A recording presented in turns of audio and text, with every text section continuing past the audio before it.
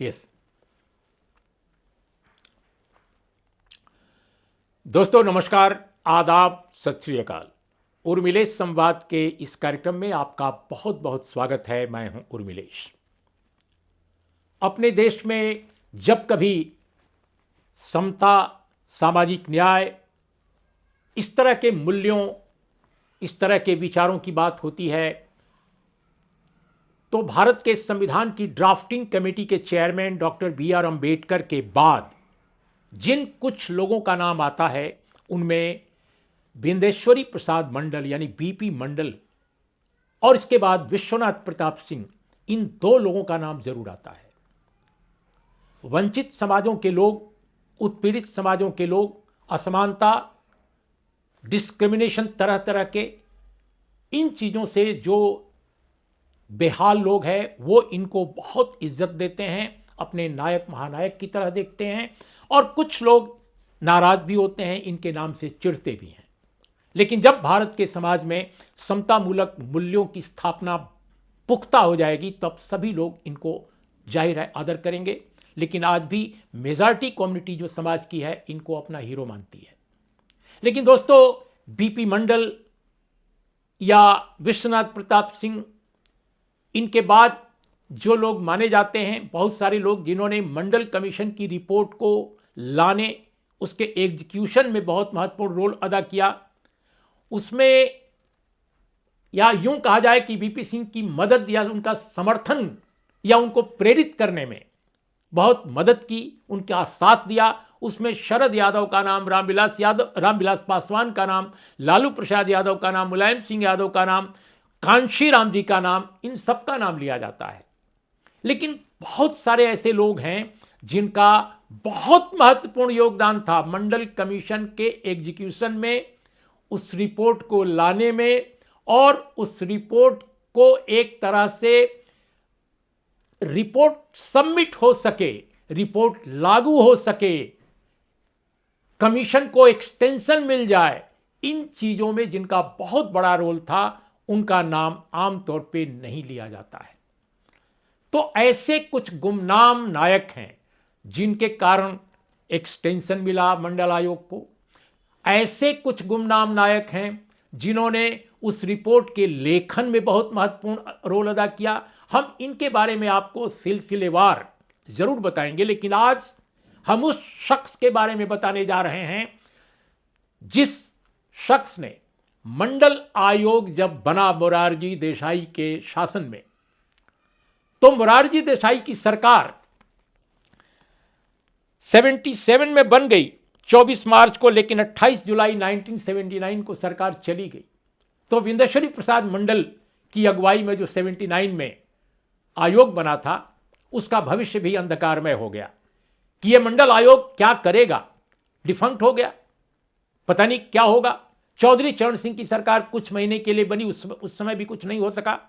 और फिर 14 जनवरी 1980 को मिसेस गांधी की सरकार बनी।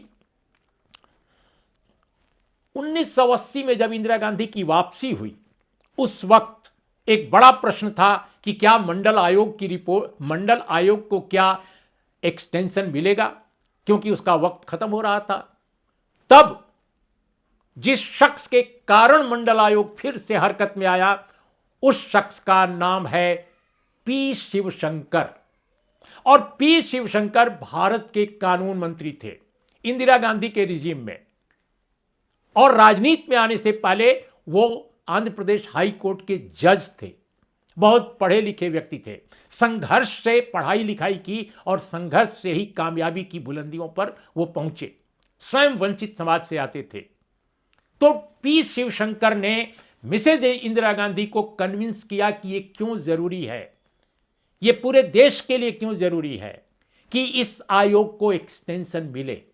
और मंडल आयोग के जो चेयरमैन बिंदेश्वरी प्रसाद मंडल, जो आशा खो चुके थे कि अब शायद मोरारजी भाई की सरकार, जनता पार्टी की सरकार चली गई तो अब शायद ही वो अपना काम कर सकें, बीपी मंडल के साथ घंटों बैठ करके टेलीफोन पर बात करके पी शिवशंकर ने उनको समझाया कि वो अपना हौसला बुलंद रखें और इस मंडल आयोग की रिपोर्ट को वो मंजिले मकसूद तक पहुंचाएं। यानी इसको कंप्लीट करें, इसका लेखन, इसका रिसर्च सब कुछ करने के बाद इसको सरकार को सबमिट करें।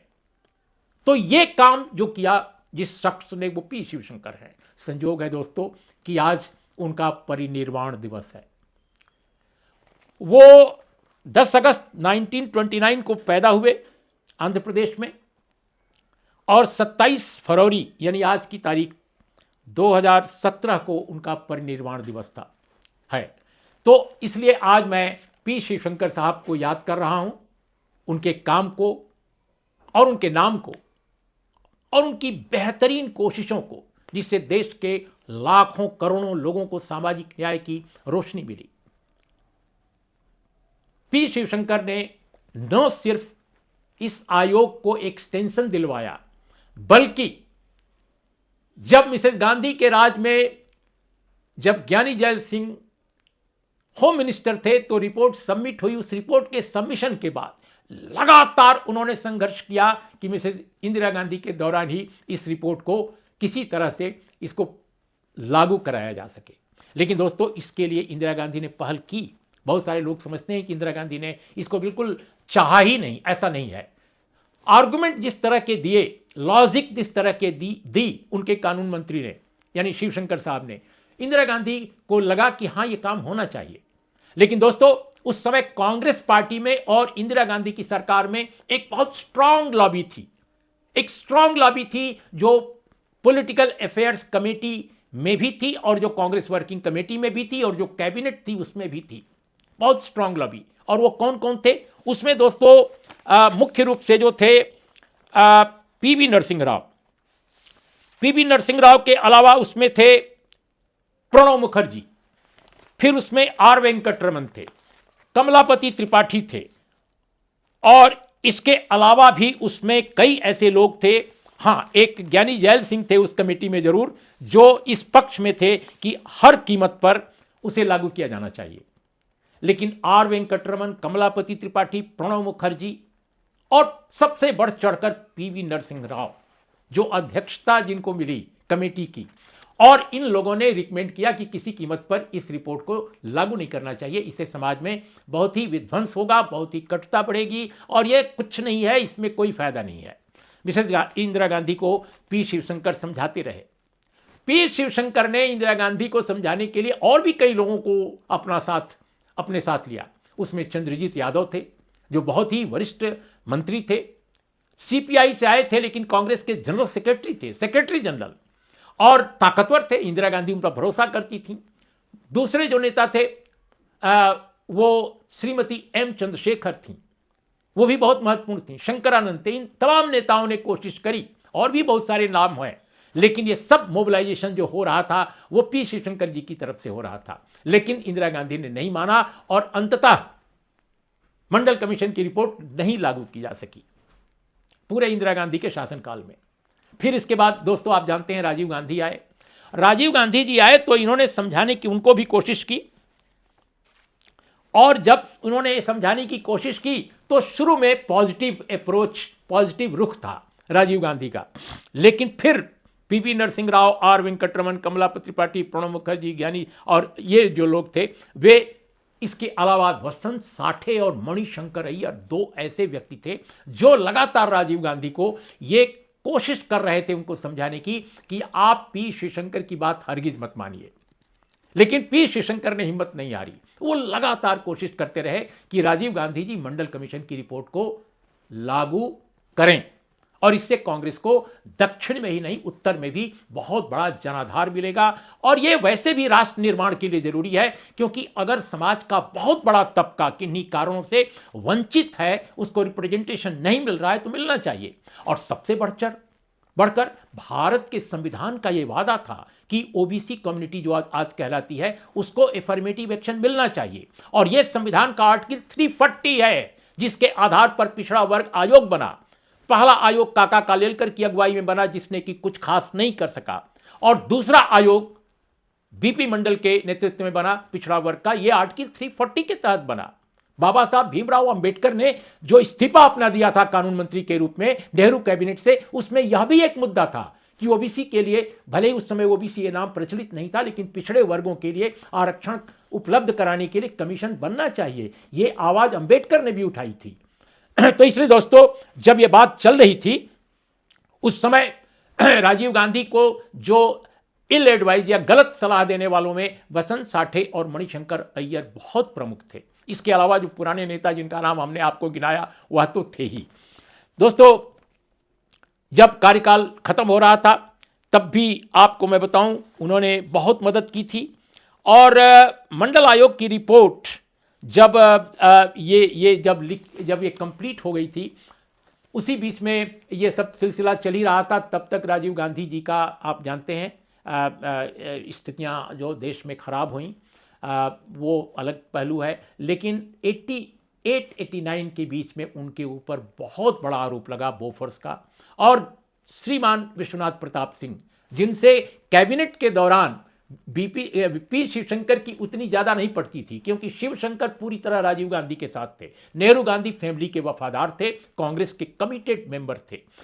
तो विश्वनाथ प्रताप सिंह ने जब राजीव गांधी के खिलाफ अभियान चलाना शुरू कर दिया तब बहुत दुखी थे पी शिवशंकर। लेकिन संजोग ऐसा है कि 89 के इलेक्शन के बाद वीपी सिंह प्रधानमंत्री बन गए और दोनों एक साथ काम कर चुके थे कैबिनेट में, राजीव गांधी की कैबिनेट में। तब बीपी सिंह ने पी शिवशंकर से बातचीत करनी शुरू की और पी शिवशंकर ने श्रीमान विश्वनाथ प्रताप सिंह को कांग्रेस में रहते हुए भी यह सुझाया कि आप, कांग्रेस तो यह काम नहीं कर सकी, मंडल आयोग की रिपोर्ट आप लागू कीजिए। यह सलाह लगातार देते रहे। दोस्तों, एक घड़ी आई जब देवीलाल वीपी सिंह की सरकार में डिप्टी चीफ मिनिस्टर थे, उन्होंने इस्तीफा दे दिया और उन्होंने पिछड़ों को ऑर्गेनाइज करना शुरू किया। किसान रैली आयोजित की। उसी दरमियान वीपी सिंह ने कई एक बार पी शिवशंकर से सलाह ली। यहां तक कि पी शिवशंकर को वीपी सिंह ने कहा कि आप कांग्रेस छोड़कर मेरी सरकार में शामिल हो जाइए और आपको जो मंत्रालय चाहिए हम देने को तैयार हैं, आप हमारे साथ आ जाइए। पी शिवशंकर ने विनम्रतापूर्वक इनकार कर दिया, लेकिन उन्होंने यह वादा जरूर किया कि मंडल आयोग की रिपोर्ट अगर आप लागू करें तो मैं आपका साथ दूंगा और इसके अलावा देवीलाल से भी आप जूझने में सक्षम हो जाएंगे, समर्थ हो जाएंगे। देवीलाल आपका कुछ भी राजनीतिक तौर पे नुकसान नहीं कर पाएंगे, क्योंकि पिछड़ों की बड़ी ताकत आपके साथ जुड़ जाएगी। यही काम किया वीपी सिंह ने।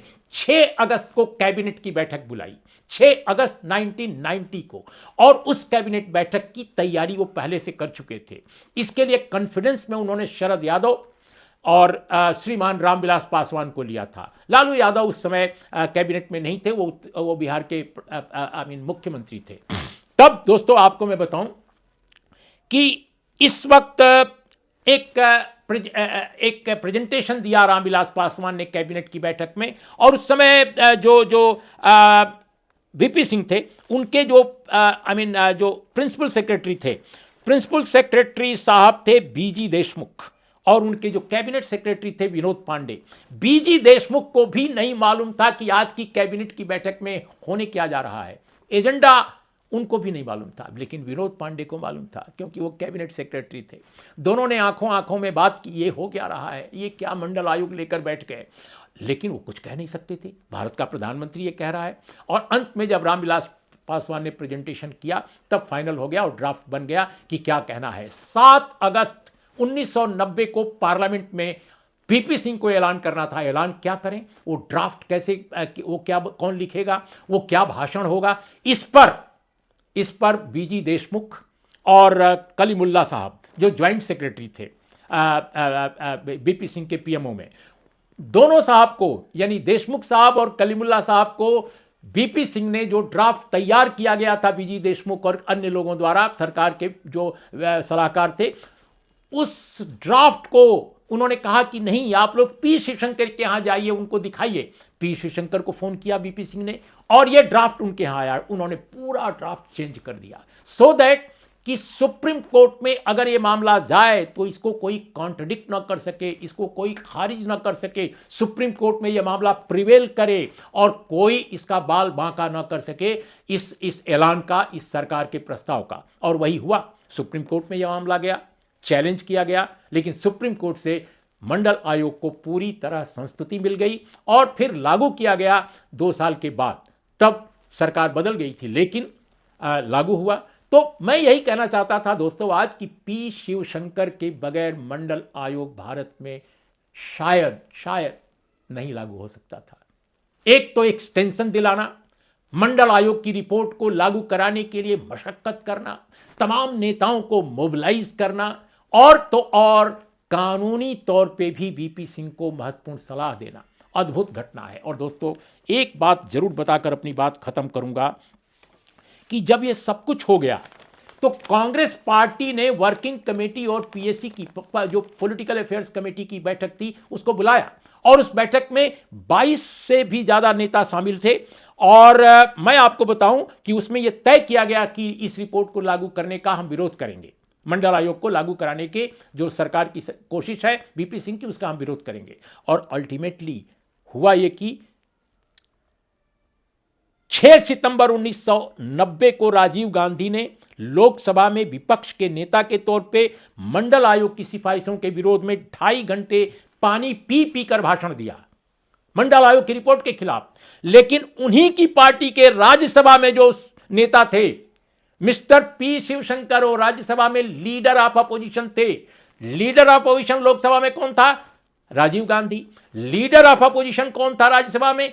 पी शिवशंकर। पी शिवशंकर ने 9 अगस्त को जो भाषण दिया, यानी 6 सितंबर को राजीव गांधी के भाषण से पहले 9 अगस्त को भाषण दिया, उसमें उन्होंने जमकर समर्थन किया। यह भी कांग्रेस की हिस्ट्री का एक अनोखा अध्याय है, जब टॉप नेता पार्टी का विरोध कर रहा है, लेकिन जो नेता राज्यसभा में लीडर है और पार्टी में वो राजीव गांधी से काफी नीचे है, वो मंडल आयोग की रिपोर्ट का समर्थन कर रहा है। कई महीने तक राजीव गांधी ने शिवशंकर के साथ बातचीत नहीं की, लेकिन बाद में सिलसिला चल पड़ा बातचीत का। तो ये कदम उठाया था पी शिवशंकर ने, कैसे मंडल आयोग की सिफारिशों को न केवल आगे बढ़ाया जाए बल्कि उसको अमली जामा पहनाया जाए, जमीनी असलियत बनाया जाए। तो दोस्तों ऐसे महानायक को, ऐसे गुमनाम नायक को आज मैं सैल्यूट करता हूं, अपनी श्रद्धांजलि अर्पित करता हूं। नमस्कार, आदाब, सत श्री अकाल।